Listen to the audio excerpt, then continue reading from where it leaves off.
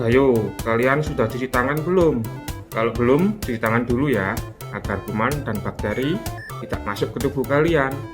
Sehat sekarang bukan hanya untuk kalian, tapi juga demi orang-orang di sekitar kalian. Oke, kalau sudah, kita lanjut videonya. Assalamualaikum warahmatullahi wabarakatuh. Baiklah anak-anak sekalian, sebelum kita memulai pelajaran, mari kita berdoa dulu. Berdoa sesuai agama dan keyakinan masing-masing. Harapannya semoga kita semua mendapat ilmu yang bermanfaat. Berdoa mulai. Bismillahirrahmanirrahim. Raditu billahi rabban wa bil islami dinan wa bi Muhammadin sallallahu alaihi wasallam nabiyyan wa rasulan. Rabbi zidni ilma warzuqni fahma.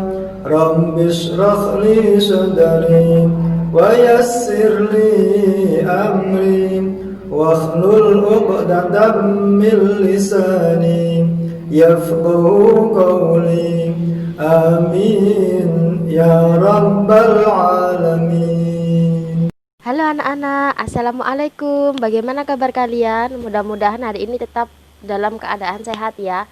Nah, kita di semester 2 ini tetap harus menjalankan pembelajaran daring dari rumah, agar kita semua tetap terhindar dari penyakit dan kita tetap berusaha untuk hidup bersih dan sehat.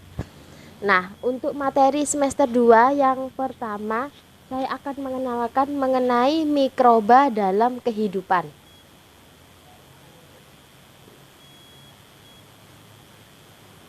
Nah, peranan mikroba dalam kehidupan itu ada beberapa. Di sini saya mengambil 4 contoh, yaitu mikroorganisme sebagai penghasil makanan dan minuman, mikroorganisme penghasil obat, mikroorganisme pembasmi hama, dan mikroorganisme penghasil asam glutamat. Jadi mikroorganisme meskipun ukurannya sangat kecil sekali, tapi dia selain memiliki dampak negatif, dia juga memiliki peranan yang sangat baik bagi kehidupan kita, khususnya manusia. Nah, bagaimana penjelasan dari peranan mikroorganisme dalam keempat ini? Mari kita belajar ke slide yang berikutnya. Yang pertama, mikroorganisme penghasil makanan dan minuman. Kalian pastinya sudah mengenal makanan ini, bukan? Ya, benar sekali. Ini adalah kecap. Nah, kecap ini sebenarnya adalah hasil fermentasi kedelai dengan bantuan jamur yang bernama Aspergillus wenti. Jadi, kalau kedelai dimasak biasa, dia tidak akan menjadi kecap. Tapi dengan adanya fermentasi yang dibantu oleh Aspergillus wenti, maka kedelai tadi bisa dihasilkan menjadi kecap. Nah, gambar dari Aspergillus wenti adalah seperti ini. Nah, ini adalah gambar dari Aspergillus wenti. Untuk makanan yang kedua, kalian pasti mengenalnya, bukan? Ya, ini saat ini lagi banyak makanan yang berbahan dasar dari keju. Nah, keju ini sebenarnya adalah hasil fermentasi susu dengan bantuan Lactobacillus bulgarius dan Streptococcus thermophilus. Nah, jadi susu ini dibantu oleh dua mikroorganisme ini sehingga dia akan berubah menjadi keju. Nah, bagaimana gambar dari Lactobacillus bulgarius dan Streptococcus thermophilus? Nah, yang ini adalah gambar dari Lactobacillus bulgarius dan yang ini adalah gambar dari Streptococcus thermophilus. Nah, inilah mikroorganisme yang membantu dalam fermentasi susu agar menjadi keju. Contoh berikutnya. Nah, ini sering kita temui di pasar, di orang jualan kaki lima ya. Ini adalah gambar dari tape singkong.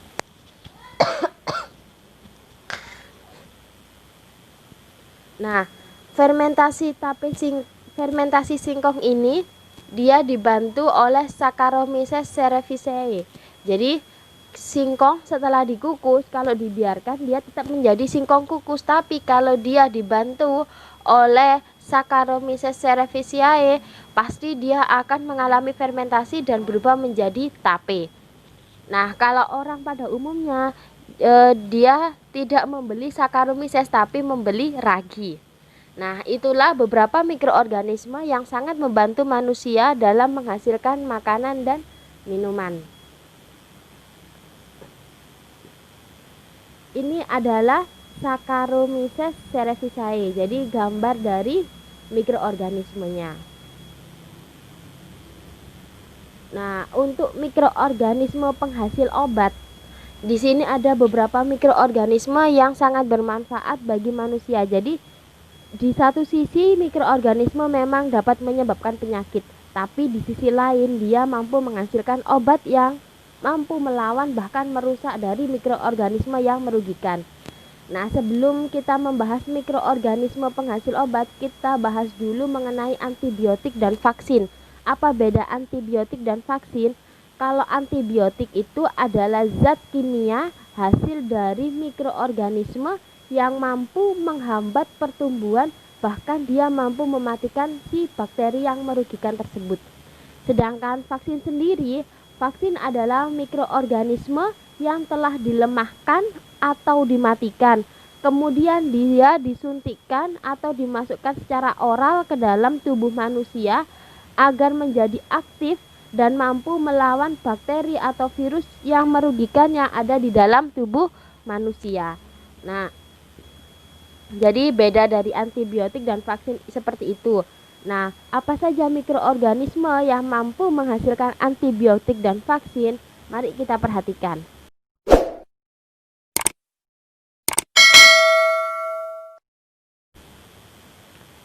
Yang pertama ada vaksin disentri. Nah, vaksin ini mampu menyembuhkan penyakit diare akibat infeksi bakteri E. coli, Salmonella atau bahkan Entamoeba histolytica. Jadi dengan adanya vaksin disentri ini dia mampu menyembuhkan penyakit yang diakibatkan oleh bakteri yang merugikan manusia. Berikutnya ada antibiotik penisilin. Nah, antibiotik penisilin ini pernah dihasilkan oleh ilmuwan. Nah, bakteri penisilin ini dia mampu menyembuhkan penyakit pneumonia akibat adanya infeksi bakteri. Jadi antibiotik penisilin ini dia dihasilkan oleh penicillium. Nah, penisilin ini mampu menyembuhkan penyakit pneumonia. Nah, penyakit pneumonia sendiri ini biasanya dia hasil infeksi dari bakteri. Nah, jadi mikroorganisme penghasil obat itu ada banyak sekali macamnya. Salah satunya yaitu ada vaksin disentri dan antibiotik penisilin. Contoh yang ketiga yaitu ada mikroorganisme yang mampu membasmi hama tanaman. Jadi sejauh ini kita boleh menggunakan insektisida atau pestisida, tapi kita tahu kan kalau insektisida dan pestisida itu sangat berbahaya bagi lingkungan. Nah, agar lingkungan kita tidak terlalu tercemar dan rusak, maka kita gunakan mikroorganisme untuk membasmi hama tanaman, di mana mikroorganisme ini pasti dia bersifat lebih alamiah. Nah, di sini mikroorganisme yang mampu membasmi hama tanaman dan sangat membantu para petani itu bernama bakteri Bacillus thuringiensis. Dia mampu membunuh larva bahkan ulat dari serangga. Jadi ini adalah wujud dari Bacillus thuringiensis. Nah, bentuknya seperti ini, tapi dia mampu membunuh ulat yang sangat merugikan para petani. Jadi meskipun bentuknya kecil tapi dia mampu membunuh larva dan ulat dari serangga. Nah, ini sangat merugikan para petani. Jadi dengan bantuan bakteri ini ulat-ulat dan larva akan mati. Nah, contoh yang terakhir yaitu ada mikroorganisme penghasil asam glutamat. Nah, kita itu setiap masak atau membuat makanan seringkali menambahkan yang namanya monosodium glutamat atau MSG yang berfungsi untuk menambah cita rasa pada masakan yang kita olah. Nah, MSG ini dia pembuatannya itu memerlukan sekitar 165.000 ton asam glutamat. Lah, untuk menghasilkan asam glutamat agar terbentuk MSG, maka di bidang industri itu memanfaatkan bakteri Corynebacterium glutamicum. Jadi bakteri ini mampu menghasilkan asam glutamat sebagai bahan pembuatan MSG. Jadi dengan bantuan Corynebacterium ini kita mampu menghasilkan asam glutamat dalam jumlah banyak sehingga MSG dapat terbentuk. Ini adalah wujud dari bakteri Corynebacterium glutamicum. Nah, dengan adanya bantuan bakteri ini, maka kita bisa membuat MSG.